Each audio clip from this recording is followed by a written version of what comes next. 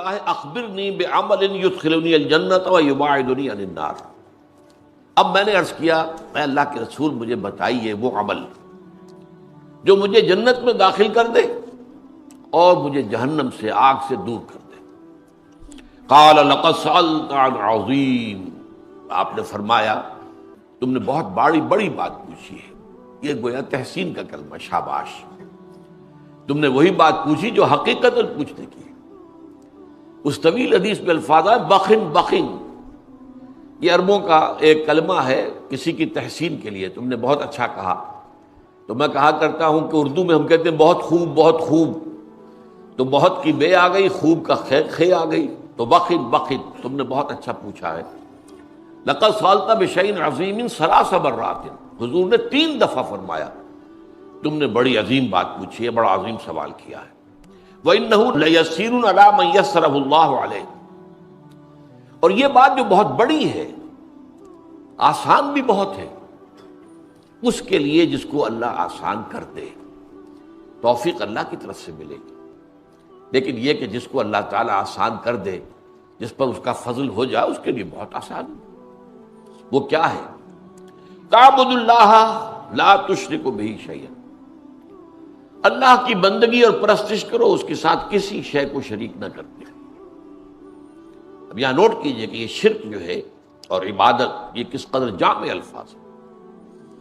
عبادت پوری زندگی میں اللہ کی اطاعت مطلق، اس پر تفصیل سے گفتگو ہم کر چکے ہیں، اور وہ بھی اللہ کی محبت سے سرشار ہو کر۔ ہاں کبھی خطا ہو جائے تو توبہ کر لی جائے، دعا کر لی جائے، اللہ سے استغفار کیا جائے، لیکن یہ نہیں کہ مستقلاً کسی ایک گناہ کو بھی اپنی زندگی میں شامل کر لیا جائے مستقل طور، جیسے ہمارے ہاں ہو رہا ہے۔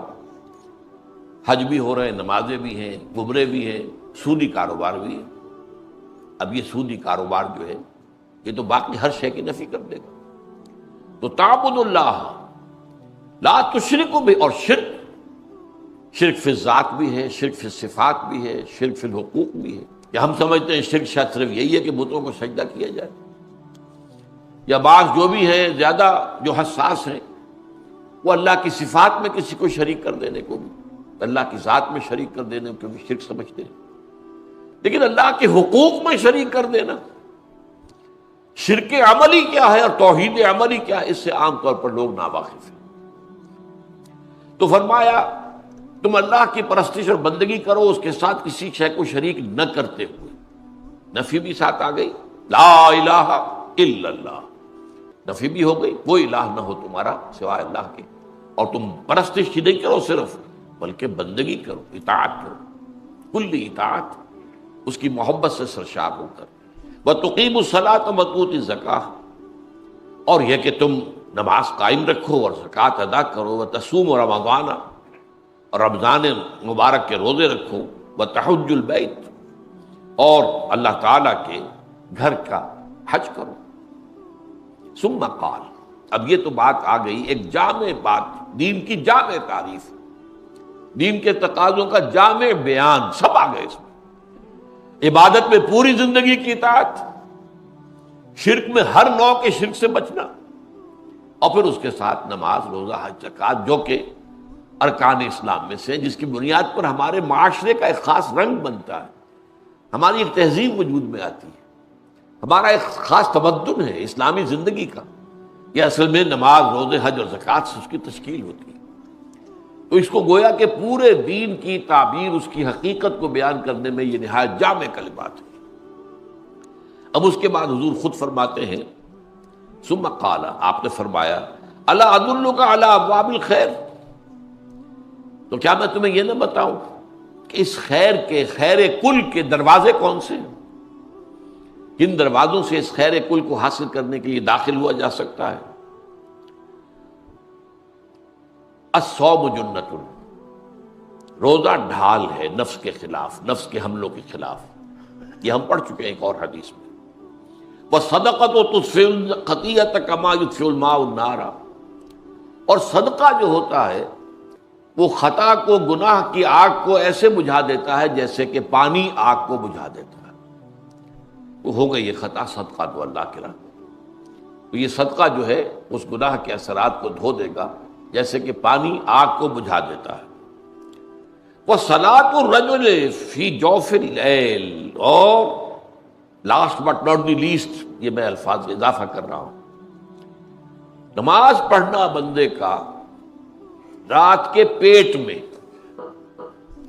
رات کے درمیانی حصے میں، تہجد اصل میں جسے کہتے ہیں وہ نہیں ہے کہ جو عام طور پر لوگ فجر سے کچھ دیر پہلے جاگ گئے اذان سے اور جلدی سے 8 نفل پڑھ لیے، یہ تہجد نہیں ہے۔ یہ تو فجر کا ضمیمہ بنا لیا، ہاں نوافل ہے، عبادت ہے، اس کے بھی جو اس کے برکات ہیں وہ ظاہر ہوں گی، جو اس کا ثواب اور اجر ہے اللہ دے گا۔ لیکن اصل میں جسے تہجد کہا جاتا ہے وہ رات کو سو کر پھر اٹھنا، نیند کو توڑ کر، اور پھر سو جانا اور پھر اٹھنا فجر کے لیے۔ جوف کہتے ہیں پیٹ کو، کسی شے کے، جوف اللیل، رات کے بطن میں، رات کے درمیان میں، یعنی نصف رات گزر جائے اس وقت سے انسان جو ہے وہ نماز پڑھے، اور پھر ثلث رہ جائے تو پھر جاگ جائے، پھر سو جائے، اور پھر اس کے بعد اٹھے فجر کے لیے اور سنتیں پڑھے اور آئے مسجد کے اندر۔ تو یہاں آپ نے فرمایا وَصَلَاةُ الرَّجُلِ فِي جَوْفِ اللَّيْلِ، اور اپنے اس قول کے لیے حضور نے آیتیں تلاوت فرمائی، وہی دو آیتیں۔ یہاں یہ سورہ سجدہ کی آیت نمبر 16 اور 17 ہیں۔ تتجافا جنوبہم عن المضاجع، اللہ تعالیٰ اپنے خاص محبوب بندوں کی یہ صفات بیان کر رہا ہے کہ ان کے پہلو اپنے بستروں سے علیحدہ رہتے، رات کے وقت جاگتے رہتے، بستر پر لیٹیں گے تو سو جائیں گے۔ تتجافا جنوبہم عن المضاجع یدعون ربہم خوفا وطمعا، وہ اس وقت اپنے رب کو پکارتے ہیں، دعائیں کرتے ہیں، خوف کے ساتھ بھی، اس کے مواخذے کا خوف، اس کے عذاب کا خوف، اس کے باز پرس کا خوف، اس کی ناراضی کا خوف، جہنم کا خوف، و طمعا، اور طمع کس کی؟ اللہ راضی ہو جائے، اللہ کے اجر و ثواب کی بھی طمع ہو، لیکن سب سے بڑی طمع کیا ہے؟ اللہ مجھ سے راضی ہو جائے۔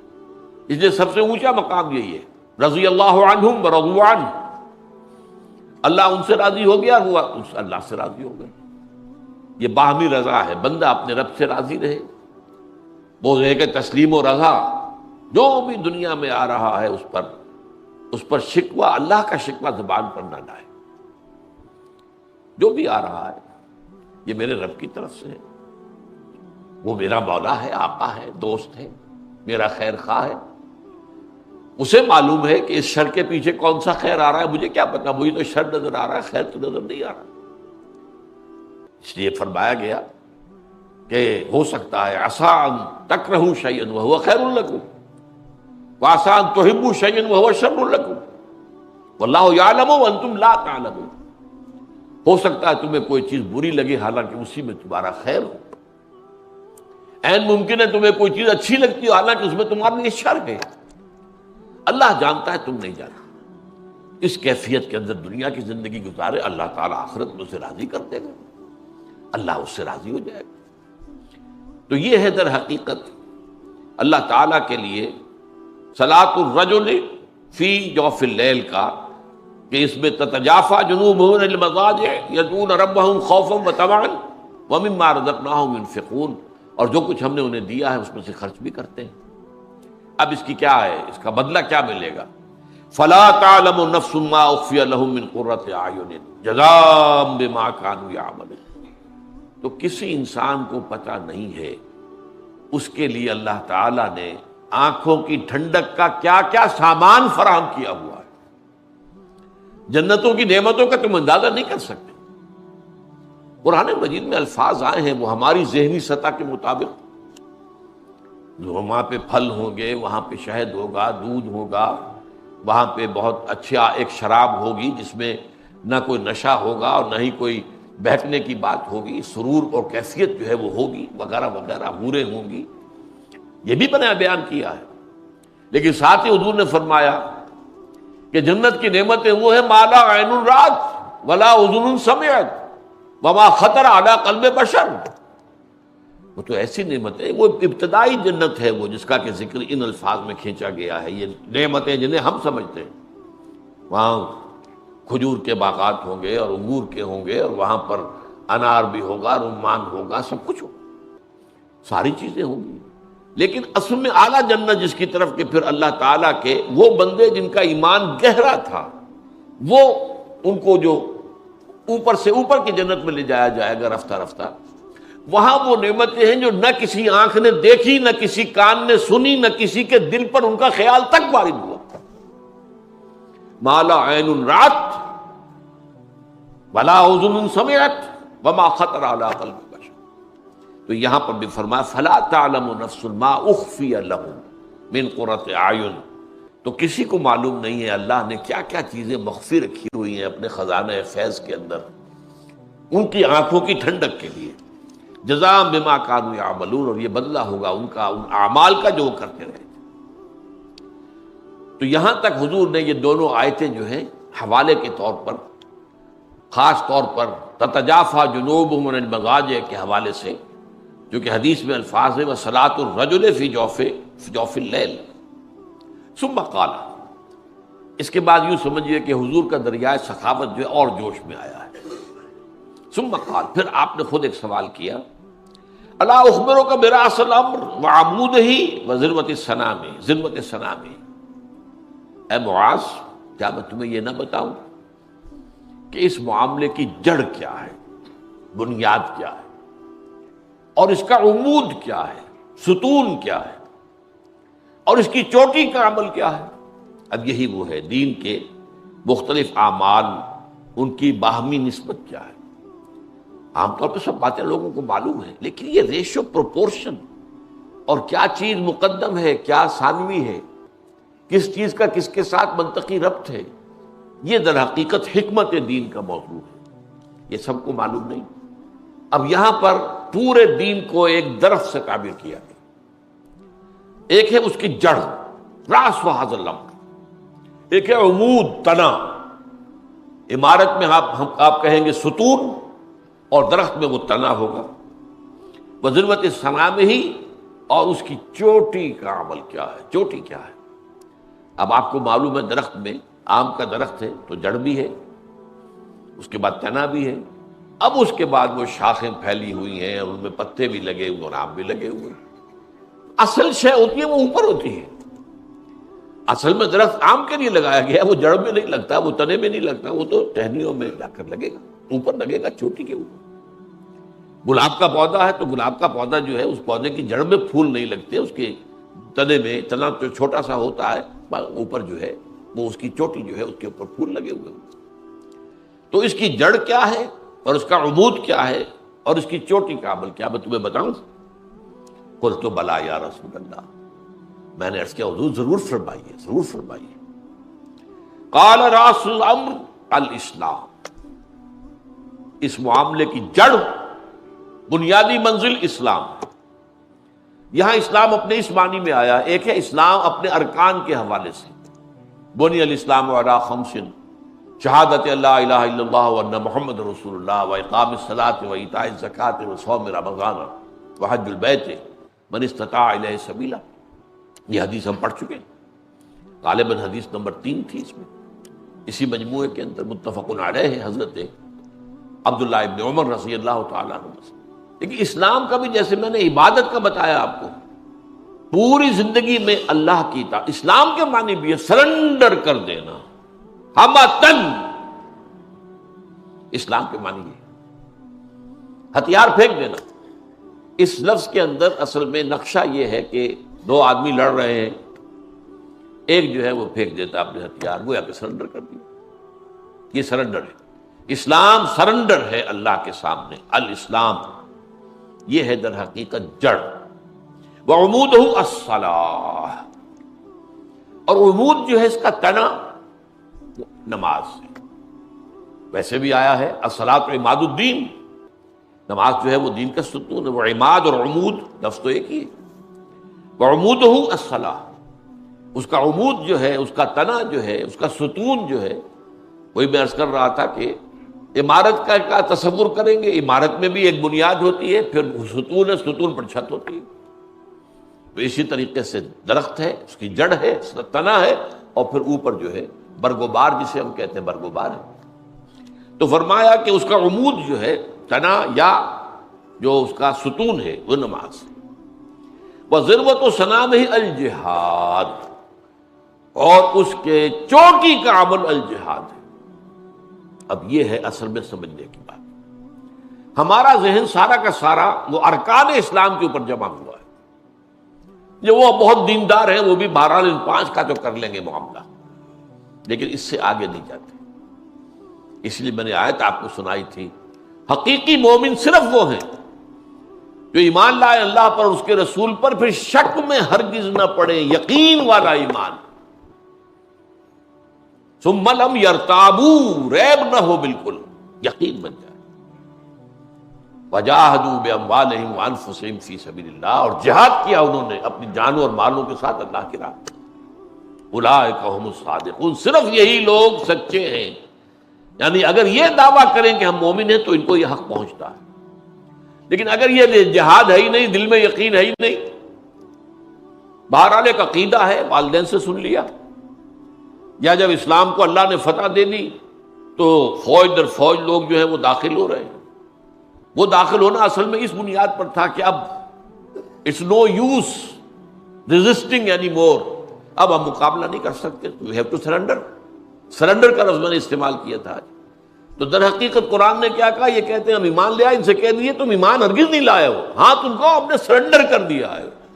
قالت الاعراب آمنا قل لم تؤمنوا ولکن قولوا اسلمنا، ہم نے سرنڈر کر دیا، ہماری مخالفت ختم ہو گئی۔ اگر تم نے یہ بھی کیا ہے خلوص دل کے ساتھ، اس میں دھوکہ نہ ہو کہ ٹھیک ہے ابھی تو سر جھکا دو، پھر دیکھیں گے ذرا حالات بدلیں گے تو پھر کھڑے ہوں گے، یہ پھر منافقت ہے۔ لیکن اگر اس قسم کی کوئی بات دل میں نہیں ہے تو اگر آپ ایمان لائے ہیں اشہد ان لا الہ الا اللہ واشہد ان محمد رسول اللہ، آپ مسلمان مان لیے گئے، بس ٹھیک ہے، اب آپ کی جان اور مال محفوظ ہے۔ تو اس اعتبار سے اسلام جو ہے وہ سرنڈر ہے۔ تو راس الامر الاسلام وعمودہ الصلاۃ وذروۃ صنامہ الجہاد، یہ جہاد نہیں ہے تو پھر پھل نہیں ملا، پھل نہیں لگا اس درخت کو۔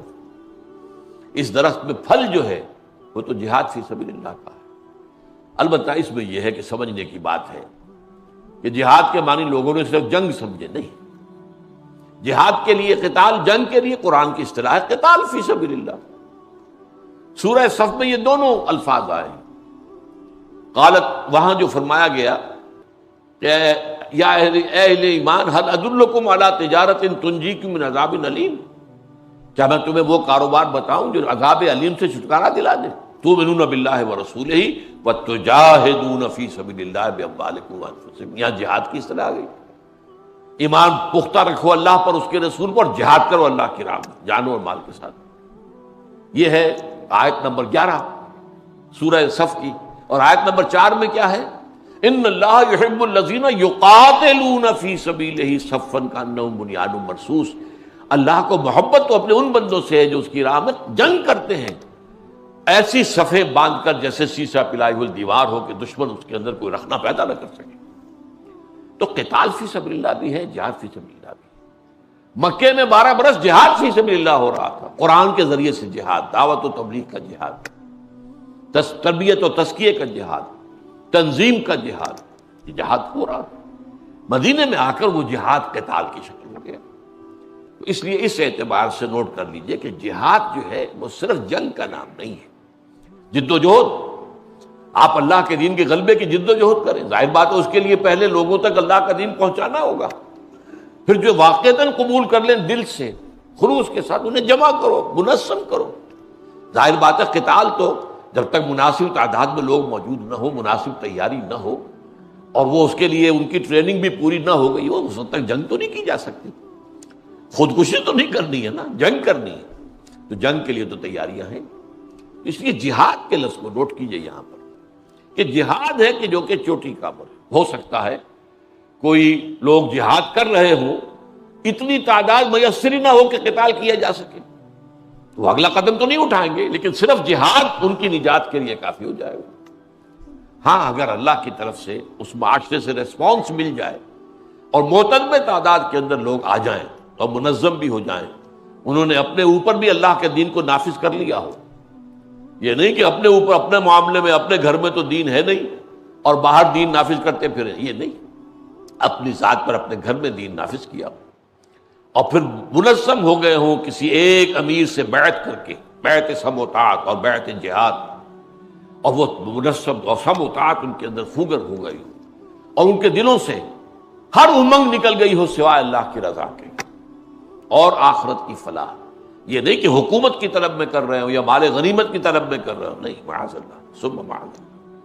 وہ تو پہلی جو حدیث تھی اس مجموعے کی، انما الاعمال بالنیات، اعمال کا دار و مدار نیتوں پر ہے۔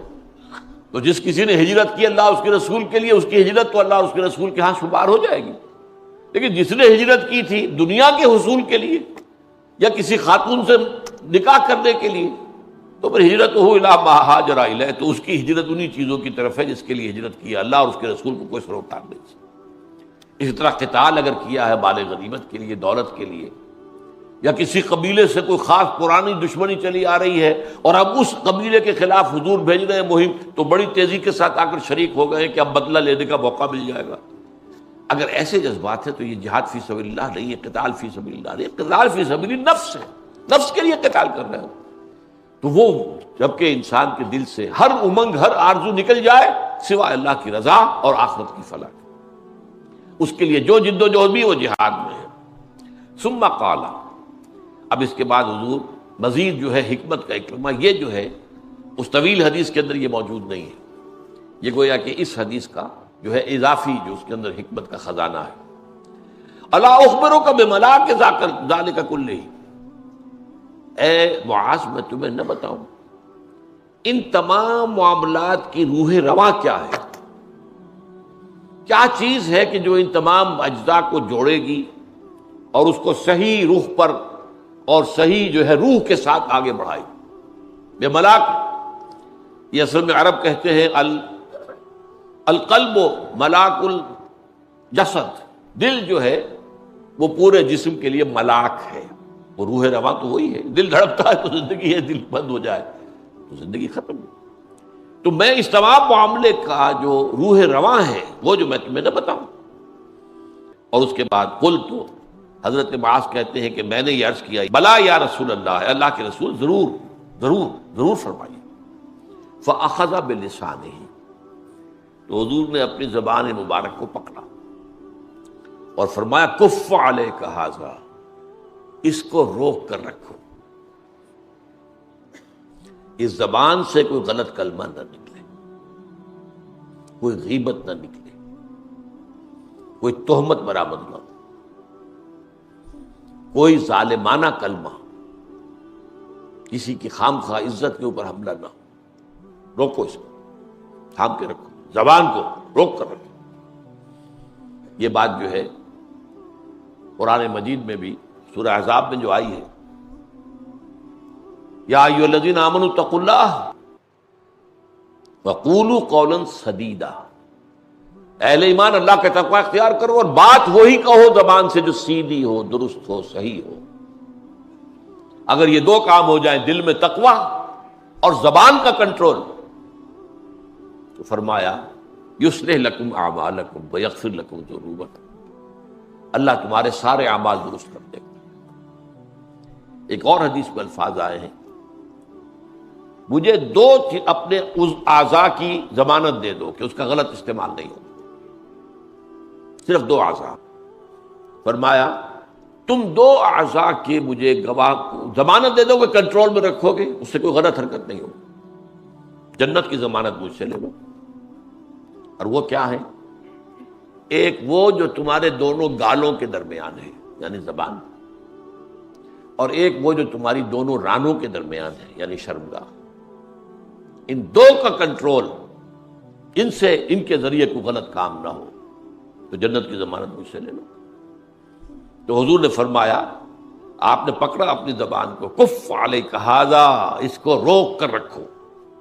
قلت یا نبی اللہ، اب دیکھیے سادگی، دیکھیے حضرت معاذ کیا کہہ رہے ہیں، اور یہ کون ہے جن کے بارے میں حضور نے فرمایا عالمہم بالحلال والحرام معاذ بن جبل، میرے صحابہ میں حلال اور حرام کا سب سے زیادہ جاننے والا یعنی یوں کہیے کہ ہم کہیں گے فقہ کا سب سے بڑا ماہر، وہ ہے معاذ ابن جبل، کیا حرام ہے کیا حلال ہے اس کو پوری طریقے سے تمیز کرنے والا۔ اور وہ کہتے ہیں اس بات پر حیران ہو کر، یا نبی اللہ، اے اللہ کے نبی، وَإِنَّا لَمُؤَاخَذُونَ بِمَا نَتَكَلَّمُ بِهِ، کیا ہمارا مواخذہ اس پر بھی ہوگا جو ہم کلام کرتے رہتے ہیں؟ اب ظاہر بات ہے کہ آدمی جب آتا ہے، بیٹھا ہے دوستوں کے اندر گپ شپ ہو رہی ہے، اس وقت کون اپنی زبان کا جو ہے کنٹرول کرتا ہے؟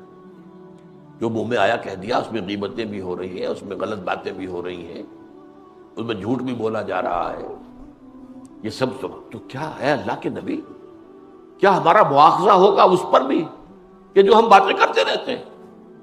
اب دیکھیے حضور کی محبت، شفقت، یہ کلمہ جو ہے عرب بہت ہی اس کو کہتے ہیں کہ جس سے بہت لاڈ ہو۔